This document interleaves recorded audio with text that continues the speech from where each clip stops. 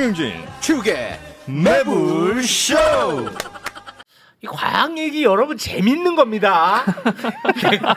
몇 번을 설득해야 되는지 모르겠습니다. 강요를. 이 재밌는 겁니다, 여러분. 네, 재밌어요 근데 진짜. 네, 재밌어요. 자, 흥미로운 과학 이야기 지금 출발합니다. 이건 왜 이럴까? 자, 엑소님 어서 오십시오. 네, 반갑습니다. 네, 안녕하세요. 고맙습니다. 자, 그리고 이분 오랜만에 오셨군요. 사실상 최우 지구님 어서 오십시오. 네, 과학 커뮤니케이터 지구입니다. 네, 반갑습니다. 고맙습니다. 아, 머리를 김병지 머리를 하셨네. 좀 도전하고 있어요. 요새 못 부리시네. 조금. 꽁지 머리. 근데 너무 답답해서 네. 자를까 말까 고민 중이에요. 요거는 좀 진짜 우리 계열에서는 조금 실망스러워요. 왜요? 너무 그렇게 못 부리는 건 우리 계열에서는 조금 아닌 것 같아요. 컨텐츠로 승부. 예. 알겠습니다. 그 롤 모델이 있을 거 아니에요. 김병재요 아니면 메가더가 아니고 맥가이버. 네, 맥가이버예요. 롤 모델은 사실 없고 없어요? 옛날에 한번 자르기 귀찮아서 기른 적 있는데 네. 그때 사진 보고 좀 마음에 들었어요? 네. 아직 기르시는 중이에요. 예. 근데 좀 고민 중에 자를까 말까. 지구님. 네. 우리 쪽에서는 그냥 좀 담백하게 갈까요? 네. 알겠습니다. 네, 고맙습니다. 뒤에 이렇게 옆에 싹 밀고. 거기 이제 못 부리는 거예요. 네, 우리, 여기서 기르고 싶은데. 우리 중학교 때 아. 이렇게 좀 이제 노는 애들이 이런 말이 많이 했었거든요. 예전에 저축 계열에서. 울프 컷이라고 아. 그 유행했었고 샤기 컷이랑 울프 컷 양대 네. 300 중 하나. 울프 컷. 네. 옆머리 쫙 밀고 뒤에 딱 길러가지고 늑대처럼 쫙 이렇게 기른다. 예, 그 위에 옷은 슈페리어 딱 입고, 아, 예, 잭 니콜라우스 딱 입고 이렇게. 잭 니클라우스 예, 바지. 중학생인데 아버지들도 안 입는 옷을 입고 이렇게 막 어른 골프웨어 같은 거. 예, 아. 골프 공도 못 보는 애들이 옛날 생각이 좀 나네요. 창피해지네요. 네. 자, 그럼 오늘은 어떤 내용 준비해 오셨는지요? 요즘 뭐 심심하면 중국이 히토류 가지고 무기화한다 이런 뉴스 나오잖아요. 히토류 하는데 히토류가 뭔지도 모릅니다. 네, 히토류 얘기 준비해 왔습니다. 아유, 네. 대단히 고맙습니다. 히토류가 한 가지를 얘기하는 게 아니죠? 네, 류가 여러 개를 묶어서 류니까. 네, 류. 그죠? 네. 예. 그래서 설명할까요? 설명을 해주세요. 네. 히토류 하는데 네. 히토류가 뭔지도 모르는데 맨날 히토류. 히토류가 그 원소 17개를 묶어 가지고 이야기하는 건데요. 원소 17개예요. 네, 빠르게 좀 얘기하면 21번 스칸듐, 39번 이트륨, 네, 57번 란타늄부터 72번 루테튬까지 네, 17개입니다. 스칸듐, 바나듐, 티탄 뭐 이렇게 내가 옛날에 외웠던 네. 기억이 있는데. 보통 얘네들은 저 끝말잇기 할 때 써먹는 맞아요. 끝말이 케이크가 네. 최강자죠. 륨. 나트륨, 스테리튬, 티타늄, 카드뮴, 알루미늄 이런. 그리고 어쨌든 흔한 우리 일상에서 흔하게 볼 수 있는 애들이 아니어가지고 네. 17개를 묶는다는 것은 얘네들의 어떤 공통점이 있나 보군요. 네, 특징이 비슷해요. 예. 크기도 비슷하고요. 네, 아무튼 그래가지고 얘네를 히토류라고 하는데 이게 히토류의 희가 희귀하다라는 뜻인데 사실 희귀하다. 그렇게 희귀하지는 않아요. 희귀하지 않아요. 네, 희귀한 게 딱 하나 있거든요. 프로메튬이라고 61번 프로메튬이란 원소인데 네. 얘는 자연에 존재한다고 하기가 어려워요. 왜냐하면 얘는 우라늄이나 유로피움 같은 원소가 붕괴될 때 잠깐 만들어졌다가 사라지거든요. 또 다른 원소로 변해서 자연계에 어느 정도 있는지 측정할 정도가 어려운데 얘를 빼면 나머지 16개 중에 제일 적은 게 톨륨이랑 루테튬 이런 애들인데 얘네가 네. 금보다 200배 많아요. 그러니까 생각보다 그렇게 희귀하지는 않아요. 희귀하지 않네. 네, 요게 첫 번째 오해. 이름을 좀 네. 바꿔야겠네요. 네. 그 히토류 그 미국식도 히토류라고 써? 그럴 거예요. 뭐 레어 뭐 다 히토류라고 써요? 히토류를 그 영어로 하면 REE라고 해요. 네. 레어 얼스 엘리먼트 해가지고. 다 REE. 그렇게 써. 네. 처음에 아마 발견될 때만 해도 이게 뭐 흔하게 발견되진 않으니까 맞아요. 그때 히토류라고 했던 것 맞아요, 같은데 맞아요. 지금 야. 이제 시기가 좀 지나니까 이제는 뭐 흔토류로 가야죠. 흔토류. 네. 보트류. 네. 예. 얘네가 채굴하기가 되게 까다로운 애들인데 그 이유가 얘가 류라고 했잖아요. 단체 생활을 되게 좋아해요. 17개가 같이 있어요, 보통? 네, 그래서- 그것도 신기하네. 네, 그 처음에 발견했을 때는 얘네를 분리해서 알아보기도 힘들었을 정도로 오. 얘네가 크기도 비슷하고 성질도 비슷해가지고 같이 나오고. 오, 신기하네요. 네, 그래서 얘네 솔로 활동을 잘 안 해서 네. 얘네를 쓰려면 우리가 산업에서 쓰려면 하나하나 분리해서 내가 쓰고 싶은 애만 써야 되는데 네. 그 분리하는 게 어려워가지고 채굴이 어려워요. 분리하는 게 어렵군요. 네, 그래서 그리고 얘네가 금보다 200배 많기는 하지만 네. 얘네가 어떤 암석에나 다 있긴 있거든요. 근데 얘네가 좀 모여 있어요. 많이 모여 있어야 우리가 그거를 경제적으로 처방을 체상성이 하잖아요. 좀 나오는데. 네, 그게 되는데 그런 데가 많이 없어요. 그래서 중국이 이 히토류 강자인 게 중국의 매장량이 60% 이상이 중국에 있어요. 중국 운 좋다. 이. 아니 어떻게 이게 또 중국에 그렇게 많냐? 아 너무하네 진짜. 근데 또 딴 데서도 그러니까 호주나 미국이나 뭐 남미 등에서도 있긴 있는데 있어요. 네.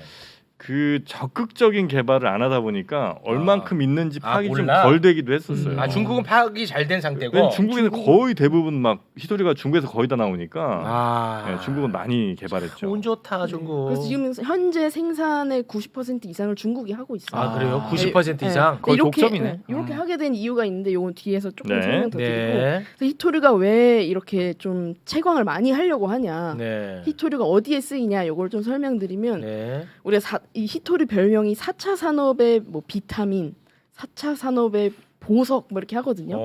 대표적인 게 우리가 왜 제가 딱 1년 전에 여기 와서 기후변화 얘기한 적이 있는데 기후변화 때문에 우리가 휘발유차 안 쓰고 전기차 쓰려고 많이 하잖아요. 네. 근데 이 전기차에 그러니까 휘발유로 돌아가는 엔진 대신에 쓰이는 게 모터거든요. 네. 근데 그 모터에 자석이 필요해요. 모터에 자석 필요합니다. 네, 모터에 자석이 필요한데 우리가 흔히 쓰는 일반 자석으로는 전기차를 굴릴 정도의 자력을 발휘할 수가 없어요. 아. 힘이 안 나오는구나. 네. 근데 이 히토류로 만든 자석은 일반 자석보다 10배 자력이 강해요. 아 히토류 자석이. 그러니까 작은 양으로도 차를 굴릴 수 있는 정도의 자력을 발휘하는 거죠. 그러니까 우리가 전기차를 많이 생산하려면 히토류가 꼭 필요한 상황인데 아. 이게 중국이 독점을 하고 있다. 아 히토류가 모터에 많이 들어가는군요. 네. 또 하나 예를 들면 유로피움이라는 것도 히토류 중 하나인데요. 걔는 발광 능력이 좋아요. 발광. 네. 그래서 형광등 이런 데에 쓰이면 우리가 전기를 조금만 써도 훨씬 오래 밝게 쓸 수 있는 거예요. 아. 그러니까 형광등에 들어가는 전기 양을 줄일 수가 있는 거죠. 효율이 엄청 좋아져. 네, 효율이 엄청 좋아요. 발광 그러면 능력도 있고. 형광등을 유로피움이 들어간 걸로 바꾸면 전기 요금이 내려가니까 와. 사람들은 유로피움 형광등을 쓰고 싶어 하죠. 아. 네, 그런 식으로 기업의 이 경쟁력을 히토류가 가져다 주기 때문에 네. 네, 요게 지금 우리가 사는 세상에서 굉장히 필요하다. 네, 4차 산업의 비타민이라는 표현이 네. 본인이 만든 거죠? 아닙니다. 아닙니까? 네. 흔한 별명입니다. 아, 흔한 별명이에요? 네. 네. 4차 산업의 비타민. 네. 자. 문제가 얘네를 채굴하는 데 있어서 환경 오염이 되게 심해요. 근데 사실 히토류뿐만 아니라 모든 자원은 그 채광하는 데 있어서 항상 환경 오염이 뒤따르거든요. 네. 근데 얘네는 아까 단체 생활을 좋아한다고 했잖아요. 솔로 활동을 잘 안 해서 항상 붙어 있고. 네, 얘네를 쓰려면 분리하는 과정이 필요한데 네. 거기에서 폐수가 많이 만들어져요. 아. 그리고 또 하나는 얘네가 존재하는데 우라늄 같은 방사성 원소들이 같이 산재해 있는 경우가 많거든요. 그래서 얘네를 떼어내면 그만큼 방사성 원소도 같이 노출이 되니까 방사능 폐수도 만들어져요. 오, 그거 너무 위험하네. 네, 그래서 히토류 1톤을 만드는데 네. 6,300만 리터의 독성 가스가 발생하고, 그러니까 대기 오염도 되죠. 아이고. 그다음에 20만 리터의 산성 폐수, 그다음에 1.4톤의 방사능 폐수가 만들어져요. 1톤을 얻는데 환경 오염이 되게 심각. 너무 위험하네. 그러니까 이게 중국 이제 전역에서 지금 이 히토류를 만들잖아요. 네. 그러다 보니까 중국 전역이라고 해도 어쨌든 이제 강들이 모여서 지하수 같은데 이제 오염되고 그 다음에 강으로 나올 거 아니에요. 네. 바다로 흘러가겠죠. 어허. 그 지금 그 양이 어마어마하다는 거예요. 왜냐면 아까 말씀하신 것처럼 1톤 만드는데 뭐 20만 배 혹은 뭐 몇만 배 이렇게 수준으로 오폐수가 나오니까 네. 거기다 이제 방사능 오염 물질까지. 완전 중국, 일본이 양쪽에서 지금 그러니까 우리 미치겠어요. 와, 지금. 미치겠다 진짜. 더러운 걸 지금 뱉어내고 있으니까. 그게 어느 정도인지도 아직 확실하게 모를 정도네. 그러니까 양이 어마어마하다는 걸 어마어마한- 알고 있는데 대략적으로 그 예전에 한번 잠깐 말씀드린 것 같은데 복구 비용을 산출해봤더니 몇십 경원이라 경. 와. 그러니까 뭐 지구상에 있는 모든 주식시장 다 팔아도 안 되는 돈으로 그걸 또 굳이 주식 지장을 아, 네, 그 정도로 어마어마하게 오염이 돼 있다는 거예요. 괴롭습니다. 이미 오염이 돼 있는 거죠. 네. 제가 알기로도 이 중국 말고 다른 나라에서 너무 이게 오폐수나 방사능 물질이 많이 나오니까 그냥 포기한 거거든요.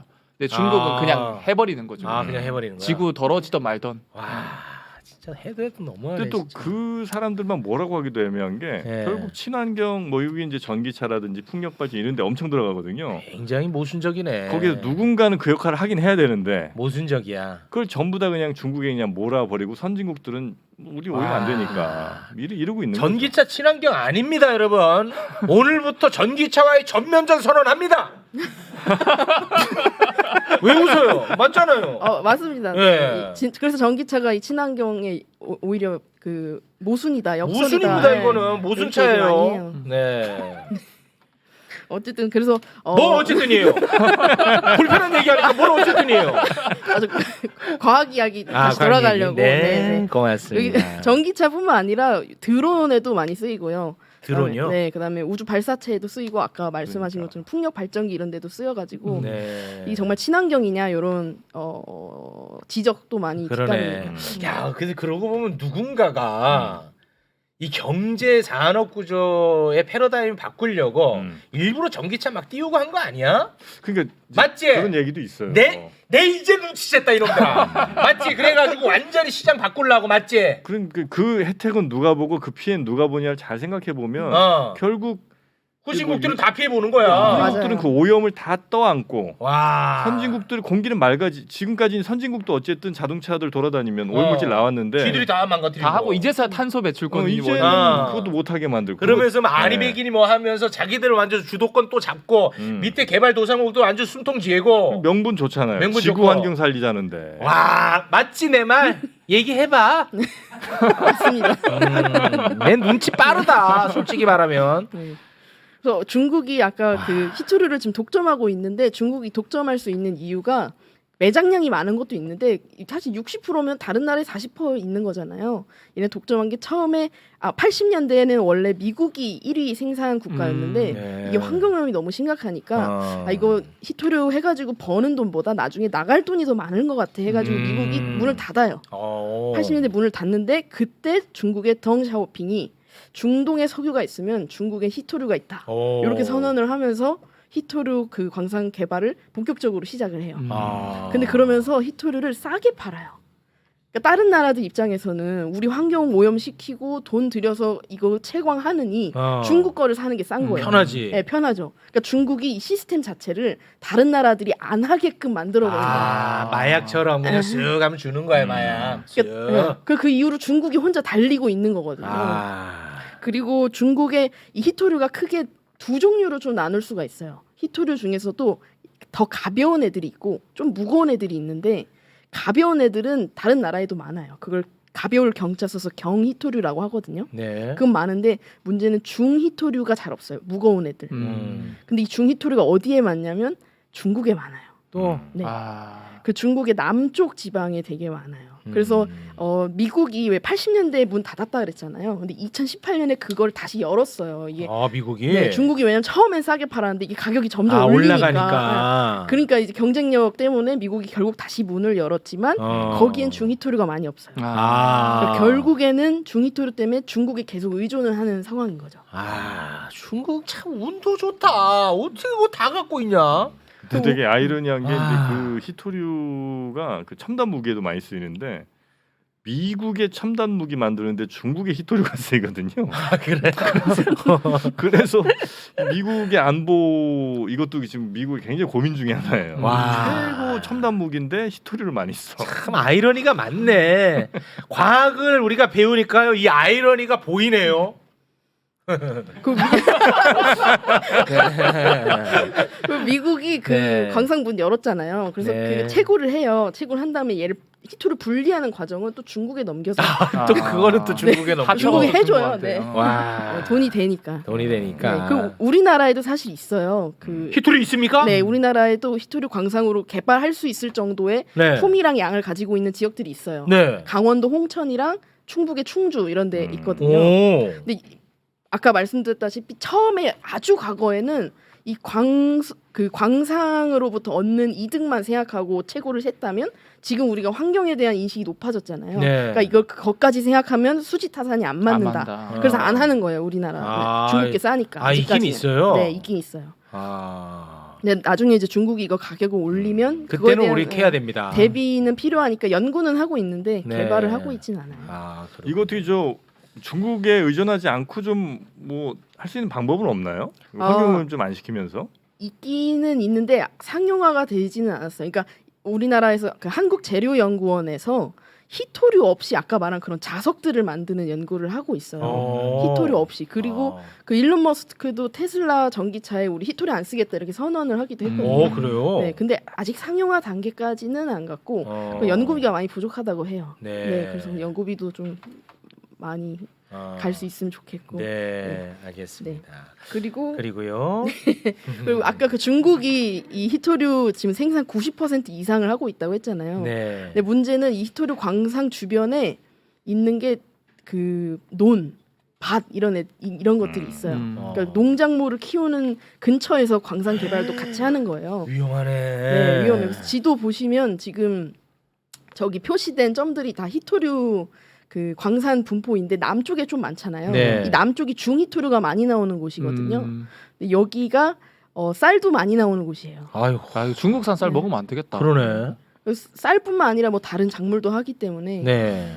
이런 것들이 굉장히 방치되어 있는 상황이에요. 왜냐면 다른 국가는 환경법을 좀 꼼꼼하게 해가지고 희토류 그 광산 개발을 못하는 건데 네. 중국 이 법도 되게 느슨하거든요.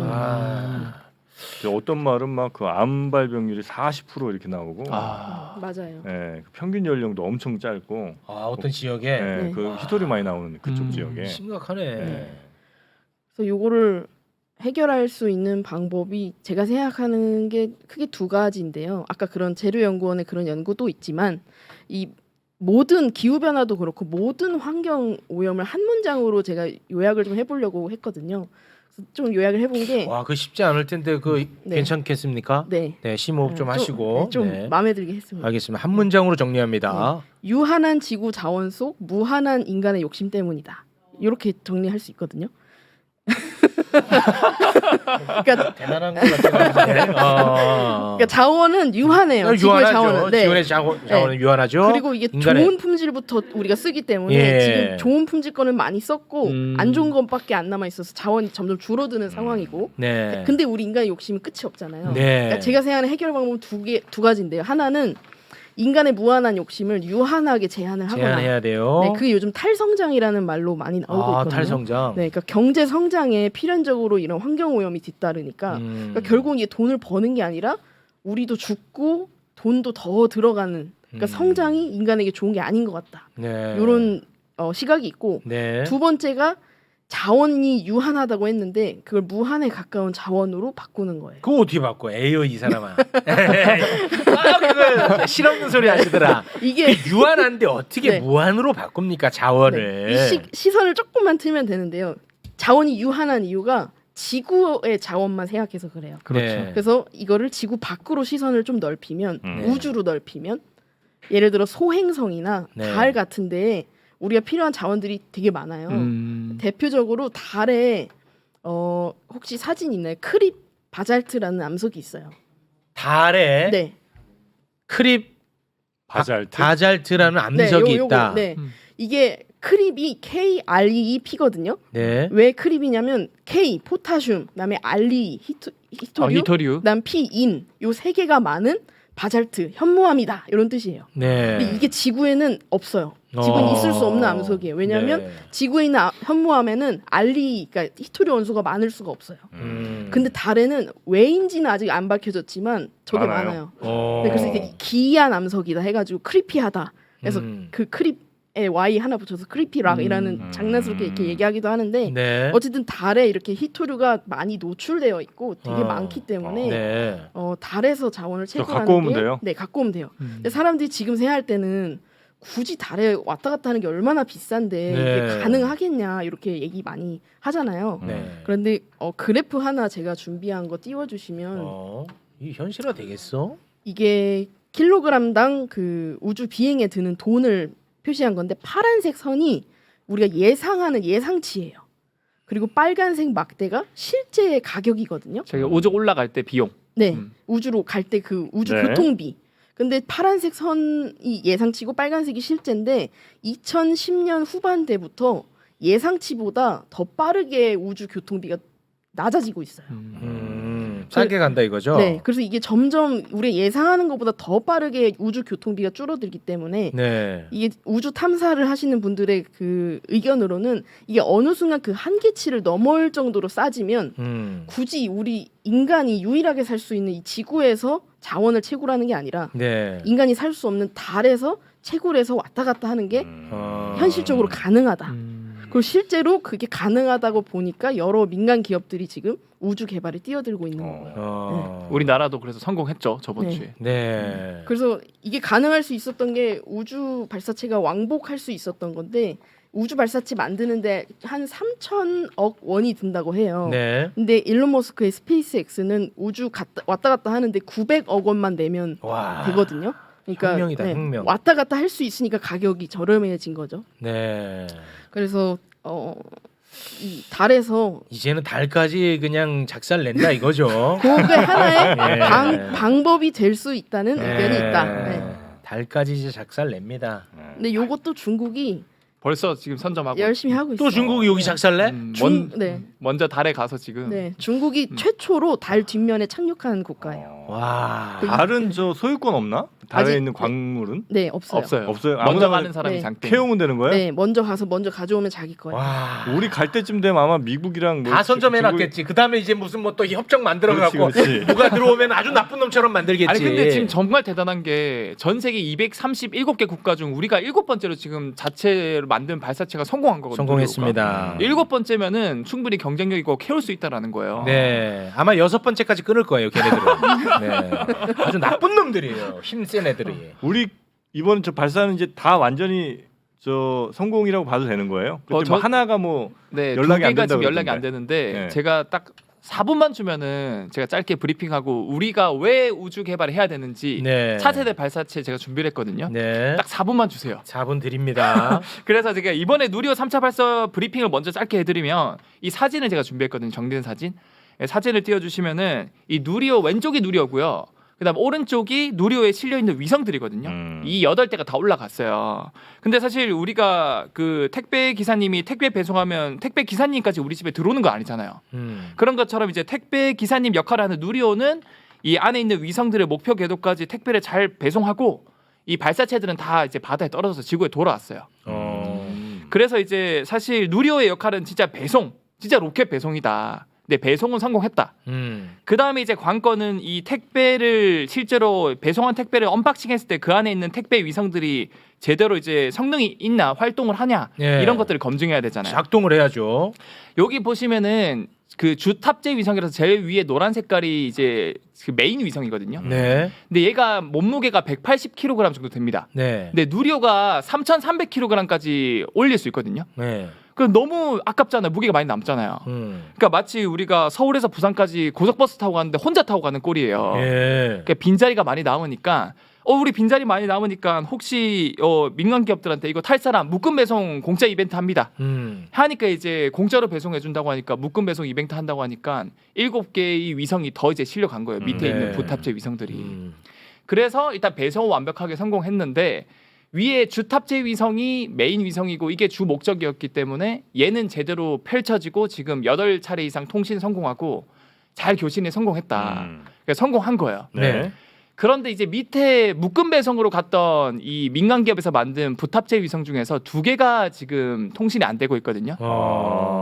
근데 사실은 뭐 주된 목적 자체가 주탑재 위성이라서 거의 저는 성공했다고 보고 있고 여기서 지금 그 부탑재 위성에서 지금 쌍둥이 네 쌍둥이처럼 보이는 가람, 나래, 다솔, 라온 보이지 않습니까? 네. 얘네가 이제 전 세계 최초로 편대 비행, 철새처럼 4개의 위성이 딱 붙어서 나는 거를 목표로 했는데 오. 3대가 지금 성공한 거예요. 그러니까 저런 식으로 날아가는 거예요. 신기하네. 근데 근데 저기 하나는 이탈했어? 이탈한지 모르고 통신이 안 되는 거죠. 하나는 아직은. 같이 지금 붙어 나른 걸 수도 있고 네. 아니면 이탈한 걸 수도 있지만 아직은 한 녀석이 통신이 안 되는데 신기해. 참 안타까운 게 얘가 이제 아까 사진 다시 띄워주시면 그 다솔이라는 녀석이 세 번째 녀석인데 얘랑 오른쪽 아래 저스텍이라는 JLC도 같이 통신이 안 됐거든요 지금. 네. 근데 언론이나 댓글 전부 다 다솔 위성만 다 어디 갔냐고 지금 다들 집중하고 있다는 거죠. 이름 때문에 그런 거 아니야? 맞아 이름 때문에 그런 거예요. 나도 좀 사귀고 싶더라고. 이름이 너무 예뻐요. 설렙니다. 이름이. 그러니까 전부 다 기사에서도 우리 다솔이 어디 갔냐 이런 네이밍을 하니까 댓글에서도 그 아래쪽에 JLC 위성은 다들 관심이 없고 다솔이만 관심 있고. 천문 연구원이 네이밍을 잘해요. 잘하네요. 네, 다소. 재미난 거 많아요. 설레네. 그래서 참 이 네이밍이 되게 중요하다라는 네. 것도 제가 이번에 느꼈고 그래도 너무 걱정 안 하셔도 되는 게 누리호 2차 발사 때도 이 위성 하나가 무려 48일 동안 통신이 안 됐거든요. 그 연세대에서 만든 미세먼지 측정용 미먼이라는 위성이 48일 뒤에 극적으로 통신이 된 거예요. 와. 그런 한 번 되면 이제 그 다음부터는 괜찮은 거예요. 계속적으로 성수신이 돼요. 진짜 드라마틱하다. 그래서 이번에도 지금 남은 그 묶음 배송으로 한 2개의 위성을 계속 통신 시도 중인데 보통 이거 기계 고장 나면 우리가 국는 2가지 방법. 첫 번째는 그냥 세게 쳐보는 거 있잖아요. 근데 그건 안 되거든요. 두 번째가 껐다 켰다 하는 거거든요. 껐다 켰다. 그래서 네. 지금 며칠 이상 통신이 안 되면 자동으로 껐다 켰다 되거든요. 그거 그래서- 굉장히 원시적이네.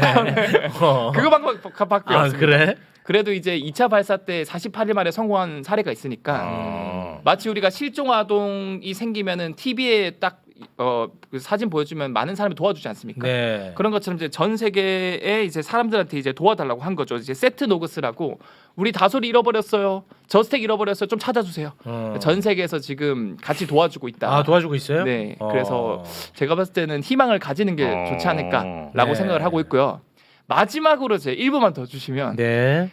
사실 우리가 진짜 저는 달에 가야 된다고 생각하는 게 이런 히토류라든가 차세대 자원을 우리가 먼저 선점해야 된다고 생각을 하는데 네. 우리나라에서 이번에 딱 성공하지 않았습니까 누리호? 네. 그래서 차세대 발사체를 지금 준비를 하고 있는데 네. 최근에 이제 예타라 그래서 예비 타당성 조사 합격을 해서 무려 2조 135억 원의 연구비를 수주를 받았어요. 와. 그래서 지금 누리호는 75톤급 추력을 내는 엔진 4개를 묶어서 마치 4인 오각하듯이 쫙 이렇게 하나 엔진처럼 올라가서 성공했어요. 2030년도에 이제 발사를 할 건데 그거는 100톤급 추력을 내는 이 엔진을 5개를 묶어서 우와. 이제 500톤의 추력을 내는 거를 지금 개발을 하고 있거든요. 네. 자, 누리호 같은 경우는 지구 저궤도나 뭐 많이 가봤자 뭐 중저 고궤도밖에 못 가는데 오른쪽에 저런 100톤급 엔진 5개를 완성하면은 와. 달나라까지 갈 수 있다라는 거예요. 네. 그리고 참 이게 좋은 게 최초로 다단 연소 사이클 엔진을 개발한다고 하는데 그게 뭐냐면 누리호는 한 번 발사하면 끝이에요. 한 번 쏘면 끝이에요. 근데 이번에 새로 개발한 거는 한 번 연소하고 껐다가 다시 켤 수 있어요. 그래서 그게 뭐냐면 예를 들어서 쫙 올라갔다가 500km급에서 위성 하나 떨어뜨려요. 그 다음에 위성을 이 엔진을 껐다가 다시 키면 또 올라갈 수 있어요. 그래서 700km에서 하는 게 또 떨어뜨릴 수 있어요. 그리고 또 껐다가 켜서 또 올라갈 수 있어요. 와. 그래서 이런 것도 장점이 될 수 있고, 아니 끌 때는 그러면은 딱 서 있는 거예요? 네, 정차에 있어요? 왜냐하면 우주는 무중력이니까 와. 이제 떨어지지 않는 거죠. 와, 진짜 신기하네. 근데 얘 보여주신 걔는 어쨌든 이제 일단 분리되는 친구들이잖아요. 그죠? 네네. 맨 처음 지상에서 올라가는 맞아요. 얘네들이 세지면 위까지는 그러면 일단 좀 많이 갈 수 있다 치더라도 어차피 그 위는 똑같아지는 건 아닌가요? 아니면 걔도 또 역시 그만큼 많이 올라가니까 그 여러 가지 기능들을 수행할 수 있다는 그렇죠. 얘기인가요? 이게 추력이 셀수록 멀리 올라갈 수 있는데 이전 75톤급 4개 300톤 정도로는 높이 못 올라가 생각보다. 보통 저궤도나 중궤도까지만 갈 수 있고, 근데 500톤을 개발하면은 달나라까지 갈 수 있고 넘어서 화성까지 갈 수 있다. 와. 더 많이 실을 수도 있고. 더 많이 실을 수도 있고, 그래서 누리호는 3톤 정도만 실을 수 있는데 저궤도 기준으로 이 500톤은 3배 이상 더 실을 수 있어요. 와. 그리고 더 중요한 거는 이 다단 연소 사이클 방식을 적용하면 더 좋은 게 우리 그 엔진 그 로켓 보면 가장 여러분들이 SF 영화 같은 그런 현실판 된 게 스페이스X 이 재진입 기술 있지 않습니까? 네. 그래서 그것도 제가 영상을 준비했는데 이 재진입 기술을 보면은 이 로켓이 발사되고 다시 이렇게 발사대로 돌아온단 말이죠. 이거는 진짜 너무 소름 돋지 않습니까? 근데 이게 참 장점이 저런 식으로 지금 엔진 하나만 켜져 있잖아요. 네. 9개 중에서 네. 올라갈 때 9개 다 키거든요.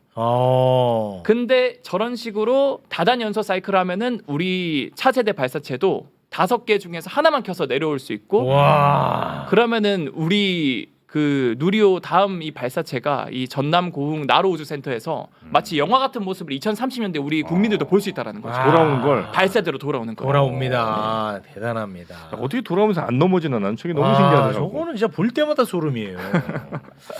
저 엔진은 누가 끄냐고 하는데 기술자 한 명 따라가겠죠. 네, 아니 그거 궁금해하는 직원님, 네, 누가 올려가지고 재밌죠 대화 막 이렇게 하는 게. 네. 예, 고맙습니다.